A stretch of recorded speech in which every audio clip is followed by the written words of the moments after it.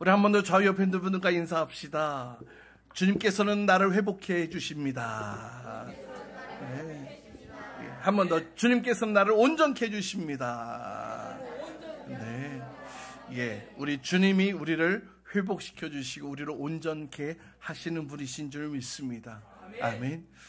제가 이제 오늘 아침 다시 한 번 더 이제 오늘 설교 원고를 또 정리하면서 묵상하는 가운데에 자꾸 이 찬양이 계속 떠오르는 거예요. 주체할 수 없을 정도로. 그래서 이제 새벽에 와가지고 뭐 큰 소리로 찬양하지는 못했지만 계속 제 입가에 흥얼거리고 있는 것을 보게 되었습니다. 그래서 하나님, 왜 이 찬양을 오늘 이 새벽에 저에게 주셨습니까?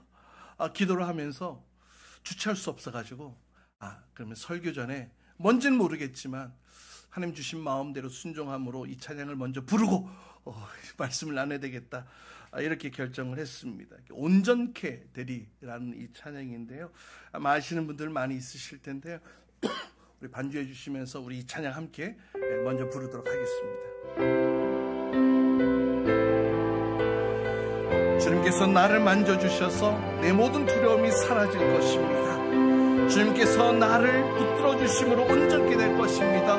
믿음의 고백의 이 찬양이 우리 성도님들의 고백, 또 우리 모든 교회의 고백이 되게 할 소망합니다.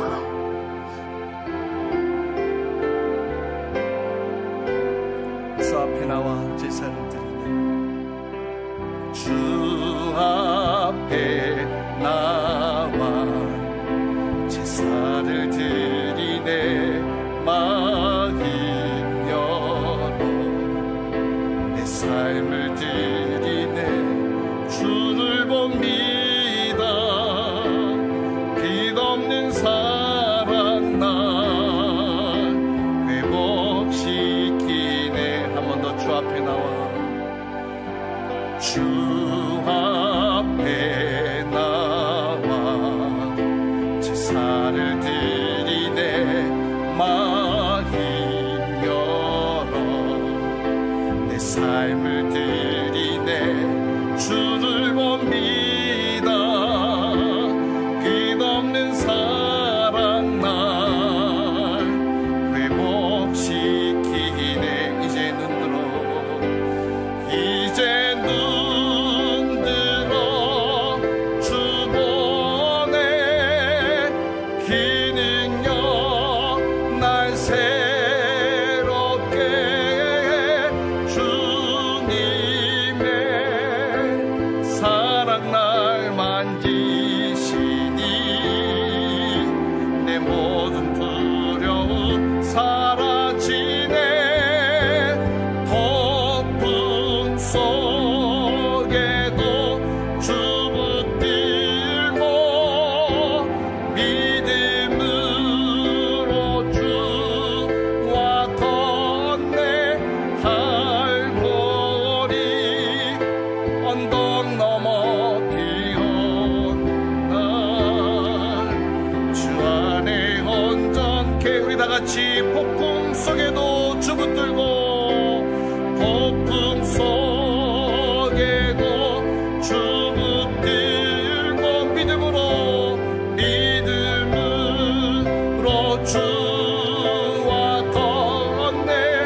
갈보리 언덕 넘어 비오나 주 안에 온전케 돼. 주 안에 온전케 되리. 주 안에 온전케 되리. 아멘, 아멘. 오늘 예수님께서 제자들을 만나셨을 때에 이 인사로 제자들을 맞이하십니다. 너희에게 평화가 있기를 빈다. 부활하신 예수님께서 제자들을 향해 너희에게 평화가 있기를 빈다. 근데 이 요한복음 20장의 상황이 어떠한 상황입니까? 제자들이 어떠한 상황에 처해져 있던 때였습니까? 예수님이 죽으셨습니다. 그리고 제자들은 죽으신 예수님 앞에 같이 모여 있지 못하고 뿔뿔이 흩어져 숨어버렸습니다.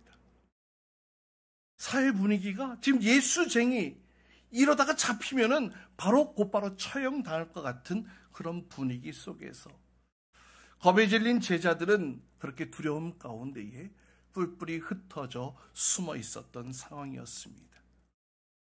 그런데 바깥에서 이상한 소식들이 들려오는 거예요. 야야야, 그 큰 돌 무덤이 문이 열렸대. 그 무덤 안에 있어야 할 이 시신이 없어졌대. 이런 이상한 소식들이 들려오는 거예요. 그래서 제자들 그 두려움 가운데에 다른 사람들의 시선을 피해서 이 상황들을 우리가 어떻게 또 받아들여야 할지에 대해서 두려운 마음 가운데에 그들이 함께 모였습니다. 혹시나 하는 마음 가운데에 대문을 꼭꼭 걸어 잠그고 또 누가 혹시 염탐하는 사람이 없나 사람도 세워놓고 말이죠. 이 제자들에게 있어서는 정말 큰 위기였습니다. 그동안 믿고 따르던 선생님이 없어졌거든요. 그냥 사라진 것이 아니었습니다. 죽임을 당했어요. 물어볼 대상 선생님이 사라졌고 이 위기의 때에 어떻게 판단하고 결정해야 될지에 대한 조언을 구할 대상이 사라져버렸습니다. 그것도 유대인들에 의해 신성모독죄로 반역자로 낙인 찍힌 채 말입니다. 그러니 그 예수님을 따랐던 제자들 역시 그들에게 찾아온 이 두려움은 정말 말로 표현할 수 없을 만큼의 어쩌면 공포이지 않았을까요? 잡히면 죽어. 잡히는 순간 죽는 거야. 그러면서 아무것도 할 수 없는 그냥 숨어있는 쥐죽은 듯 숨어 있어서 아무것도 할 수 없는 심각한 무력감 가운데 빠져 있었을 것입니다. 그 두려움, 그 무력감, 모든 것을 움츠러들게 하는 그 두려움 속에 문을 꼭꼭 걸어 잠그고 제자들이 함께 모여 있었던 거예요. 근데 바로 그때에 그 자리에 부활하신 예수님께서 불쑥 찾아가셔서 이렇게 인사하셨던 것입니다. 너희에게 평화가 있기를 빈다. 무기력 가운데 두려움 가운데 빠져 있었던 제자들에게 평화를 빈다. 그러면서 제자들에게 세 가지를 약속해 주시는데요. 혹시 여러분 가운데에도 심각한 두려움 가운데에 마음이 홀딱 빼앗겨 있는 분들이 계시지는 않습니까? 혹은 아무것도 할 수 없는 그런 무력감 가운데에 머물러 있는 분들 계실지 모르겠어요.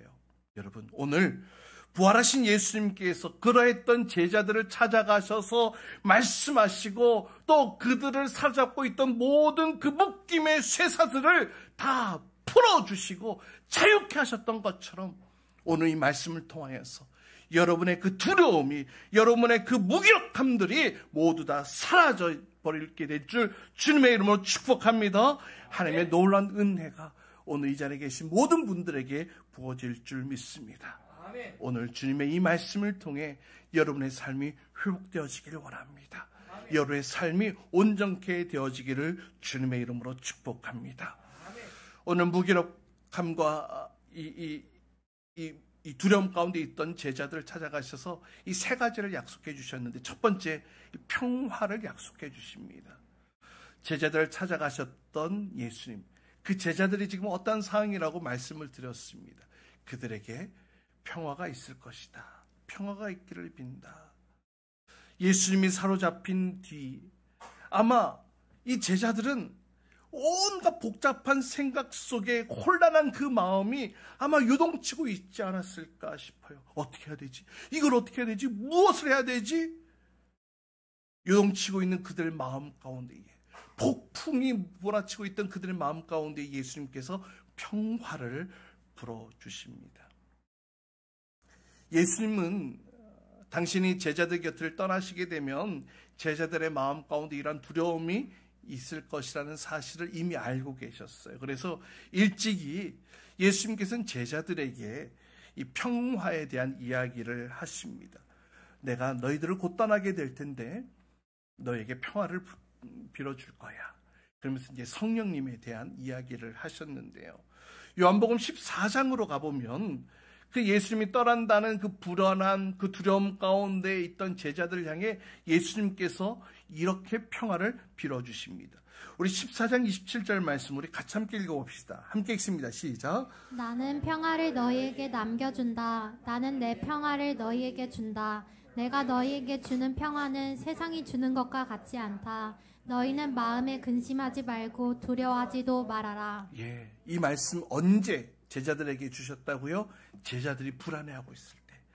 예수님이 떠나신다. 내가 곧 이제 아버지께로 돌아가야 될 때가 왔다라고 말씀하시면서 제자들을 떠나게 된다라고 하셨을 때, 그 제자들의 그 불안함, 그 두려움 가운데에 제자들에게 하신 말씀이었습니다.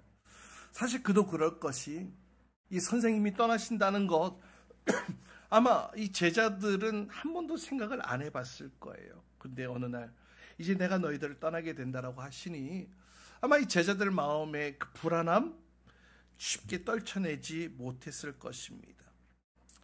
그런 형편, 그런 제자들의 마음을 이미 다 알고 계셨던 예수님께서 이렇게 평화에 대해 얘기하시면서, 이 평화는 세상이 주는 평화와는 달라. 세상이 주는 평화와는 다른 이 평화를 너에게 줄 거야. 이렇게 위로하고 계십니다. 그럼 도대체 세상이 주는 평화와 무엇이 다르다는 걸까요?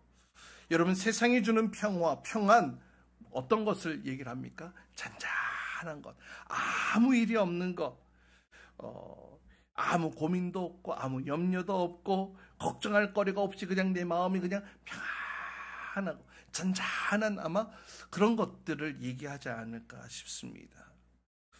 그런데 사실 이런 평안은 우리에게 진정한 평안이 될 수가 없습니다. 왜냐하면 우리의 삶의 모습을 보십시오. 우리의 삶의 모습 속에는 지금 이 순간에도 끊임없이 변화되어지고 한시도 쉬지 않고 움직이고 바뀌어가는 것들이 우리의 삶의 울타리 가운데 가득 있지 않습니까? 나를 둘러싼 이 세상이 요동치고 있지 않습니까? 그러다 보니 언제 어느 순간에 이 평화를 깨트릴 만한 문제거리들이 불쑥하고 뛰쳐나올지 아무도 알 수 없는 것입니다. 이런 의미에서 세상 사람들이 말하는 평화, 그것은 우리의 인생의 참된 평화가 될 수 없습니다. 그 평화, 마치 이 살얼음판을 깨질까 말까 조심스럽게 걸어가고 있는 어떤 그런 위태위태한 그런 불안정한 평화가 아닐까 생각해 보게 됩니다. 이런 평화는 진정한 평안이라고 말할 수가 없겠죠. 이것에 비해 예수님이 주시는 평화는 무엇입니까?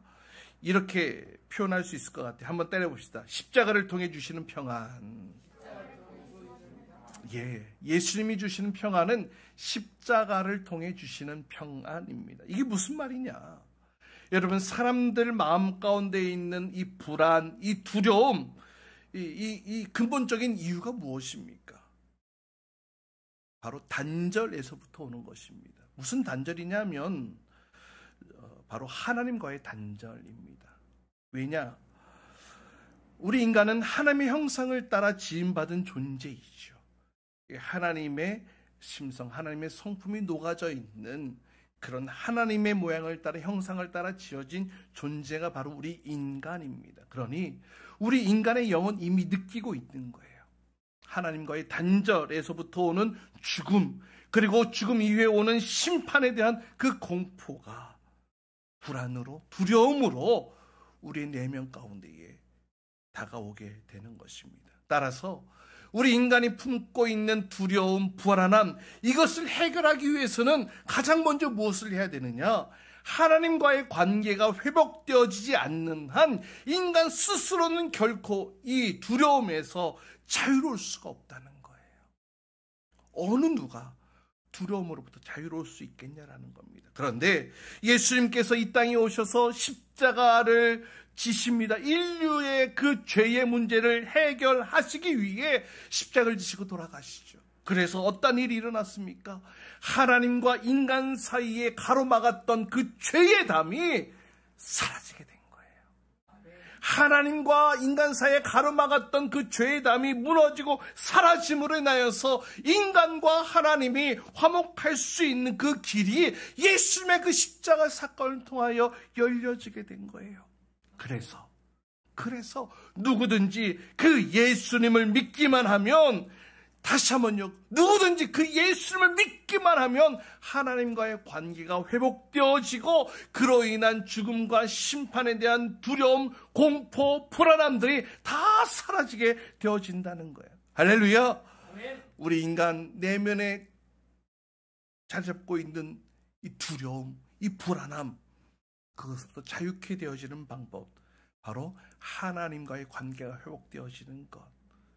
그래서 누구든지 예수님을 믿기만 하면 그 진정한 평안을 누릴 수 있게 되는 것입니다.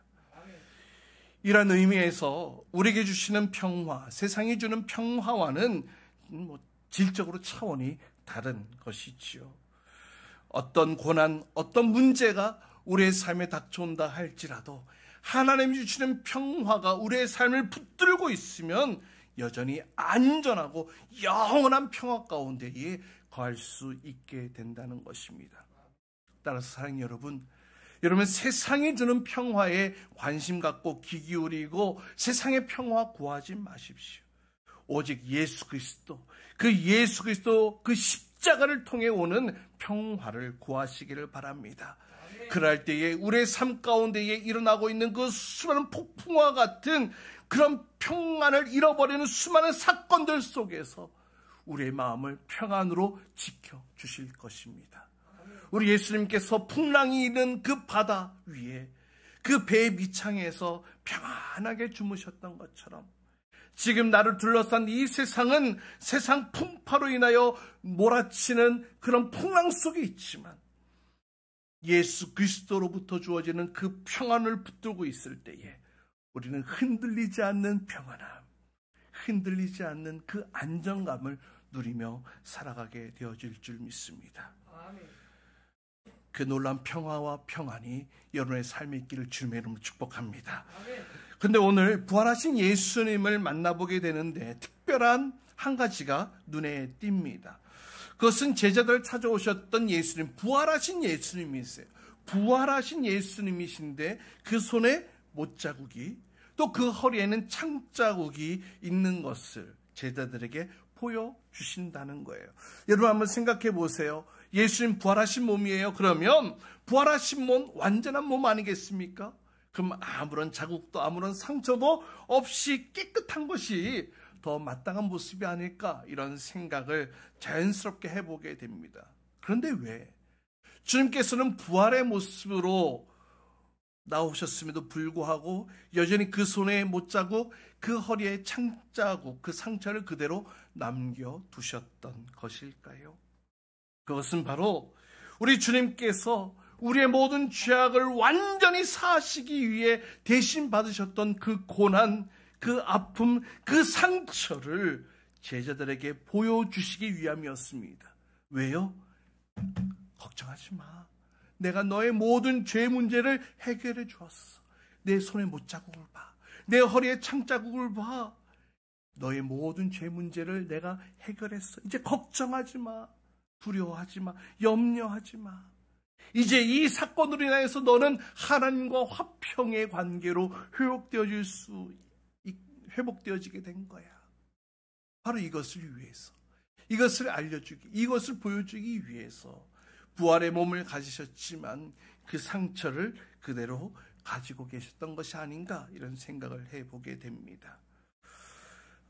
이 부활의 몸임에도 불구하고 그 상처를 여전히 가지고 계셨다는 이 사실이 정말 놀랍기만 합니다.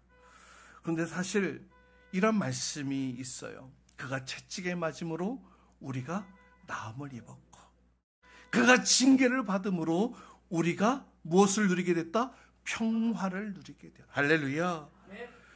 이 믿음의 고백이 저와 여러분의 고백이 될 수 있기를 주님의 이름으로 축복합니다. 그 부활하셔서 살아계신 그 주님께서 지금도 우리 가운데 오셔서 우리를 찾아와 주셔서 우리를 지금부터 영원까지 함께 하시겠다고, 우리와 지금부터 영원히 함께 하시며 그 가운데 이게 평화와 평강을 영원토록 주시겠다고 약속하고 계세요. 그 주님을 붙드시기 바랍니다. 주님께서 제자들에게 두 번째로 주셨던 것이 있습니다. 바로 사명을 주셨는데요. 21절입니다. 21절 말씀 함께 있습니다. 시작. 예수께 그들에게 말씀하셨다. 너에게 평화가 있기를 빈다. 아버지께서 나를 보내신 것 같이 나도 너희를 보낸다. 지금 이 말씀을 누구에게 하고 있어요? 제자들에게. 제자들의 상황이 뭐라고요? 잡혀갈까가 꽁꽁 문을 걸어 잠그고 있던 그 상황. 어디 골목 어귀 한 군데 돌아다니기 무서워서 그냥 집에만 숨어 있던 그 제자들에게 예수님께서 하나님께서 나를 보내신 것 같이 너희도 보낸다. 나는 너희를 보낸다. 어디로? 세상 가운데로. 여러분, 이 말씀을 들은 제자들 얼마나 큰 충격에 휩싸였을까요? 아유, 주님, 지금 나가면 잡혀 죽는다고요? 어딜 나간다 그러세요? 어딜 내보낸다고 그러세요? 아마 마음에 그런 마음이 있지 않았을까요? 여러분, 이 말씀을 통해 우리에게 주시는 깨달음이 있습니다. 그것은 우리가 어떠한 상황, 어떠한 여건, 어떠한 처지에 있든지 간에 우리가 깨달아야 될 것은 우리 그리스도인들이 교회를 바라볼 때 이 교회는 어떤 우리 그리스도인들이 세상으로부터 피신해 오는 어떤 그런 도피처로 여겨서는 안 된다는 거예요. 무슨 말씀인지 다시 한번요. 이 교회가 우리 그리스도인들이 세상으로부터 도망쳐 오는 그런 피난처, 피신처, 그런 도피처로 여겨서는 안 된다는 겁니다. 여러분, 교회는요, 오히려 세상을 변화시키고 교회 밖을 위하여 존재하는 곳이 되어야 되지 않겠습니까? 여러분, 복음의 핵심이 무엇입니까? 복음의 핵심, 하나님이 이 세상을 너무나 사랑하셔서 그 독생자 예수 그리스도를 이 땅 가운데 보내주신 것처럼 하나님이 이 세상을 너무나 사랑하셔서 이 땅에 교회 공동체를 세워주셨어요. 왜요? 왜요? 바로 그 교회가 세상을 구원해내는 구원 공동체이기 때문에, 바로 그 교회가 세상을 변화시키는 빛과 소금이 되기 때문에 그런 것 아니겠습니까? 그래서 교회는 세상 가운데 보내짐을 받은 거예요. 여러분, 고린도후서에서 사도 바울은 그리스도인을 향하여 이런 표현을 썼습니다. 고린도후서 2장 15절에 보니까 뭐라고 말씀하냐면 우리는 구원을 얻은 사람들 가운데서나 멸망을 당하는 사람들 가운데서나 하나님께 바치는 그리스도의 뭐라고요? 향기다. 너희는 그리스도의 향기다. 그리스도인들 향하여서 너희는 그리스도의 향기다. 또 고린도후서 3장 3절 함께 읽어볼까요? 3장 3절 시작. 여러분은 분명히 그리스도께서 쓰신 편지입니다. 우리는 그것을 작성하는 데 봉사하였습니다. 그것은 먹물로 쓴 것이 아니라 살아계신 하나님의 영으로 쓴 것이요 돌판에 쓴 것이 아니라 가슴판에 쓴 것입니다. 사도 바울이 그리스도인들 향하여서 너희는 향기다. 너희는 또 뭐라고요? 편지다. 여러분, 향기, 편지가 가지고 있는 특성이 무엇입니까? 전해지는 것 아니겠습니까? 전달되어지는 것 아니겠습니까? 그러니 교회라고 하는 곳은 믿는 자들이 자기들끼리만 좋다고 모여 있는 곳이 아니라는 거예요. 세상의 구원의 메시지, 복음을 전하기 위해 하나님의 뜻을 이루기 위해 전해져야 되고 전달되어져야 되는 세상 가운데 나아가야 하는 그 하나님의 꿈을 품은 곳이 바로 이 교회라는 거예요. 여러분, 교회가 자신만의 담을 높게 쌓고 있다면, 혹은 한편으로 이 세상을 부러워하고 있다면, 교회는 교회로서의 그 사명을 제대로 감당하지 못할 것입니다. 감당할 수가 없어요. 오직 주님의 마음과 같이 이 세상을 사랑하는 마음으로 이 세상 가운데 나아가 선한 영향력을 드러내야 할 줄 믿습니다. 선한 영향력 방구석 안에서 나타낼 수 있는 것 아니죠. 세상 가운데 나아가야 되는 겁니다. 그래서 세상의 빛이 되라고, 세상의 소금이 되라고 말씀하고 있는 거예요. 이 한 목사님이 오늘날 교회의 모습들을 보시고 안타까운 마음에 이런 표현을 쓰시더라고요. 어떻게 표현을 쓰시냐면, 이런 표현을 씁니다. 오늘날 많은 교회가 극장화되어 가며 구명선이 아니라 유람선이 되어가는 것 같습니다. 오늘날 많은 교회가 구명선이 아니라 유람선이 되어가는 것 같습니다. 참 이 말씀이 교회의 본질에 대해서 다시 한 번 더 생각해 보게 되는 이야기인데요. 그러면서 이어서 이렇게 말씀하시더라고요. 복음이란 우리들이 교회에 와서 듣는 것이 아니라 우리들이 교회로부터 나가서 들려 주어야 할 것, 전달해 주어야 할 것이 바로 복음 아니겠습니까?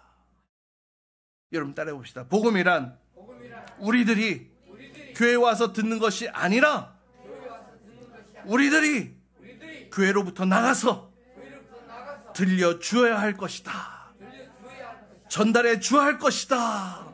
예, 그게 복음이라는 거예요. 할렐루야. 부활하신 주님께서 제자들에게 그렇게 권면하셨던 거예요. 아버지께서 나를 보내신 것 같이 너희들 여기에 숨어 있지 마. 두려움 가운데, 걱정 가운데 숨어 있지 마. 하나님께서 나를 세상에 보내신 것 같이 나도 너희를 세상에 보낼 거야. 나도 너희를 세상에 보낼 거야. 걸어 잠궜던 이 문을 활짝 열고 세상 가운데 나아가지 않을래. 그리고 마지막으로 그렇게 두려움에 빠져있던 제자들에게 세상을 향해 나아가라고 말씀하심과 동시에 세 번째 약속을 주십니다. 22절입니다. 함께 읽습니다. 22절 시작. 그들에게 숨을 불어 넣으시고 말씀하셨다. 성령을 받아라. 무엇을 받으라고요? 성령을 받아라. 세 번째 성령을 주시겠다고 약속하셨어요. 주님께서는 제자들에게 이런 말씀도 하셨죠. 내가 너희를 결코 고아처럼 버려두지 않을 거야. 이렇게 약속하시면서 보혜사 성령님을 약속하셨거든요. 요한복음에 이 보혜사 성령님에 대해서 등장하고 있는데 16절 말씀 보세요. 내가 아버지께 구하겠다 그리하면 아버지께서 다른 보혜사를 너에게 보내셔서 영원히 너희와 함께 계시게 하실 것이다. 이 보혜사는 성령님을 말하는 거거든요. 또 26절에도 이렇게 말씀하고 있습니다. 26절 우리 같이 함께 읽어봅니다. 26절 시작. 그러나 보혜사 곧 아버지께서 내 이름으로 보내실 성령께서 너희에게 모든 것을 가르쳐 주실 것이며 또 내가 너희에게 말한 모든 것을 생각나게 하실 것이다. 예, 보혜사 성령님을 너에게 보내줄 거야. 걱정하지 마, 두려워하지 마. 지금부터 영원토록 함께 하도록 그 성령님을 보내줄 거야. 그 성령께서 너에게 가르쳐 줄 것이고 너에게 무엇을 말할 것인지를 생각나게 해주실 거야. 걱정하지 마. 시간을 초월하여 공간을 초월하여 언제 어디서나 우리와 영원히 함께 하시겠다는 그 성령님에 대한 약속. 할렐루야. 그 보혜사가 무슨 말입니까? 헬라어로 파라클레토스라는 단어를 쓰고 있는데 법정 용어입니다. 그러니까 피고인을 변호하는 변호사로서 가르치는 이 법정 용어인데요. 그래서 이 보혜사는 그 역할에 따라서 다양하게 또 번역되어지기도 합니다. 변호사, 중보자, 또 조력자, 위로자, 상담자 이렇게 다양하게 번역되어지는데 중요한 것은 우리를 도우시는 분이시라는 거예요. 우리를 대변하신 분이시라는 거예요. 우리와 늘 함께 하시는 분, 그 성령님을 보내주시겠다는 것입니다. 바로 이것을 통하여 제자들에게 주신 그 사명을 감당하도록 인도하고 계시는 것이죠. 너희들 두렵니? 두려워하지 마. 너희 마음 가운데 평강을 줄 거야. 너희 마음 가운데 성령님을 보내주어서 영원토록 함께 있게 할 거야. 너희의 생각, 너희의 말할 것 다 알려주실 그 성령님이 너희와 함께 할 거야. 그러니 이제 걸어 잠궜던 문을 열고 세상 가운데 나아가지 않을래?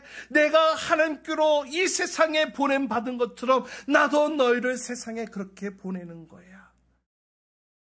이렇게 교회가 세워진 거예요. 세상에 보냄받은 자들로 인해 교회가 세워진 것입니다. 그러니 이것이 교회의 본질이며 사명이 아니겠습니까? 사랑하는 여러분, 오늘 이 말씀 제자들 두려움 가운데 무기력 가운데에 숨어있던 그때에 이 약속들을 제자들에게 주셨다는 사실을 여러분 기억하시기 바랍니다. 여러분, 사실 오늘날 우리가 그리스도인으로 살아가는 것이 얼마나 큰 도전일 때가 많이 있습니까?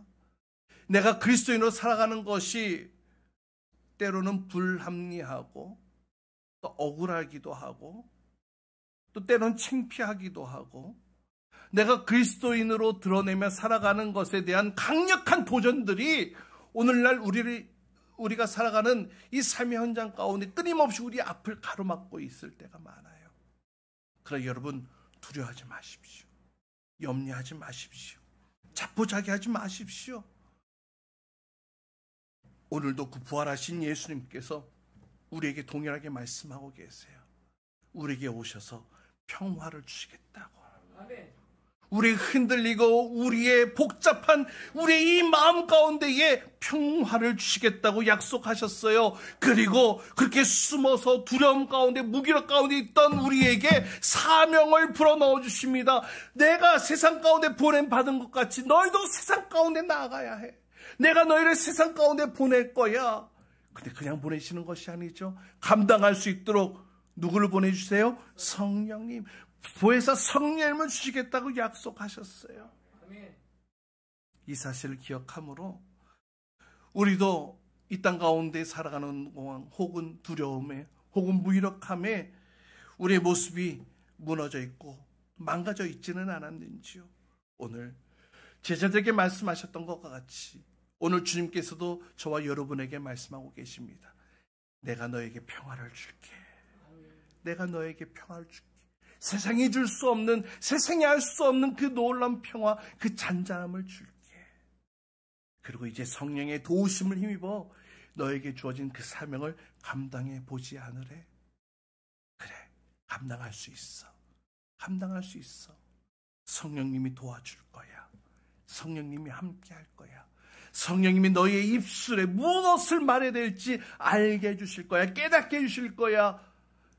오늘 주님께서 저 여러분에게 동일하게 말씀하고 계신 줄 믿습니다. 아멘. 이 사실을 우리가 믿음으로 함께 우리에게 주신 사명을 다시금 기억하며 우리를 보내신 그분 앞에 우리도 아름답게 쓰임받게 되어지는 저와 여러분 될 수 있기를 주님의 이름으로 축복합니다. 아멘.